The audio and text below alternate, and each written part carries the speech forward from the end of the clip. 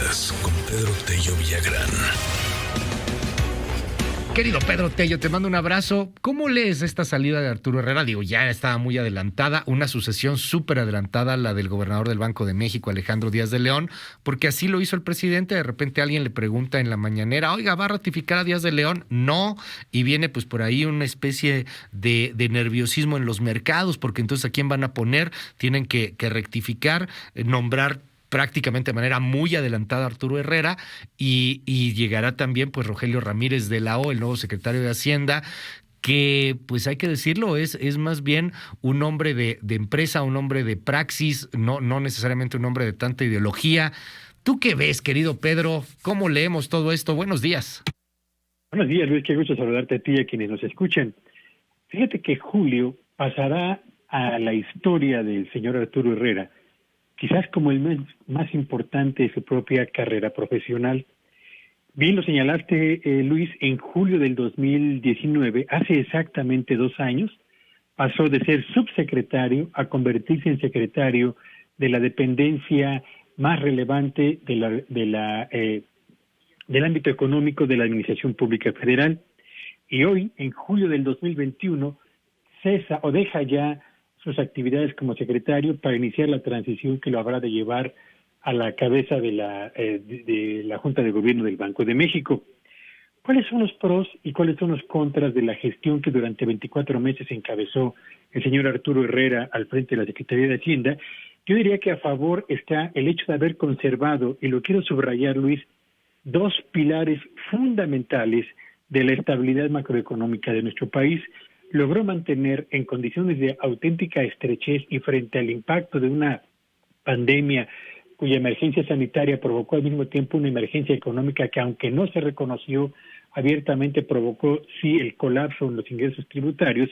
Pues a pesar de esto, logró mantener las finanzas públicas en equilibrio, sí, endosándonos una costosísima factura de austeridad que ha sido muy cara para la propia sociedad mexicana, pero logró mantener las finanzas públicas en equilibrio y eso permitió conservar, entre otras cosas, el grado de inversión de la deuda pública en nuestro país.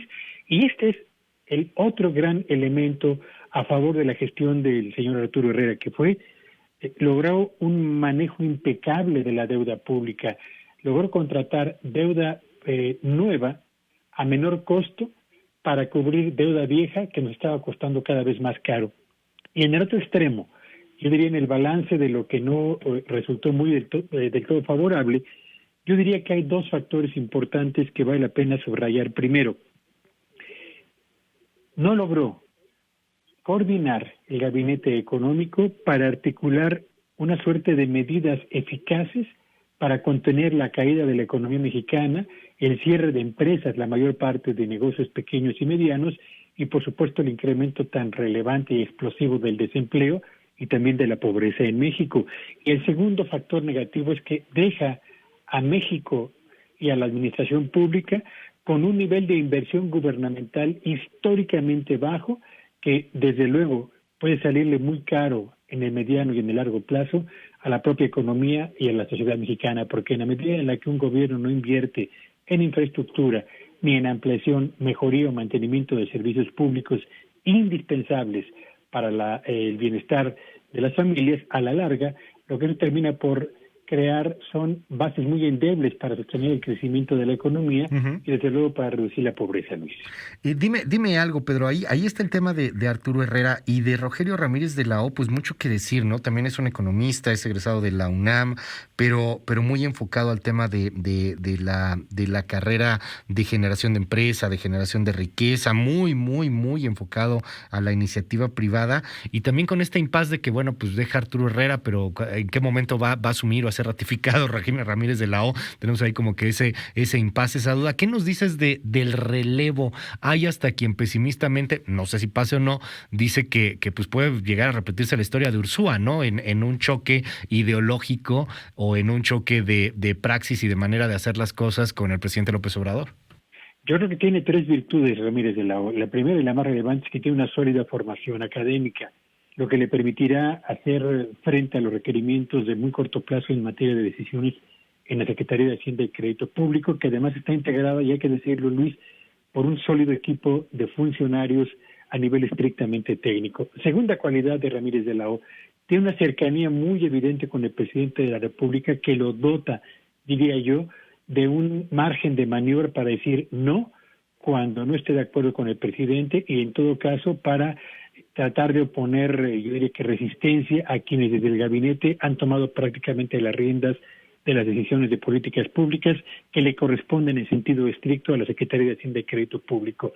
Una de ellas, Luis, la más importante en el corto plazo es la definición de la reforma fiscal que al parecer se realiza en el SAT, que depende de Hacienda y no en Hacienda, que en todo caso tendría que estar dándole instrucciones al propio SAT. Y la tercera cuestión relevante, que yo creo que tiene que ver con el perfil que habla a favor del señor Ramírez de la O, es precisamente esto. Parece ser que es un hombre que tiene capacidad para decir no cuando no comparte alguna decisión del presidente de la República y seguramente con independencia decisoria igual que Ursúa para eventualmente salir del gabinete si es que no está de acuerdo con la conducción o con las líneas que le son dictadas desde el propio Palacio Nacional. Yo creo pues que estamos frente a un relevo importante y al mismo tiempo oportuno, que llega a la Secretaría de Hacienda un hombre con experiencia, con cercanía y con capacidad para decir no cuando se trate de imponerle alguna decisión con la que no esté de acuerdo.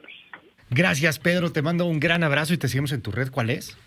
Sígame en Twitter en @Petello Villagrán y que tenga un espléndido día. Igualmente, gracias. Es Pedro Tello, 7:52. Bueno, pues ahí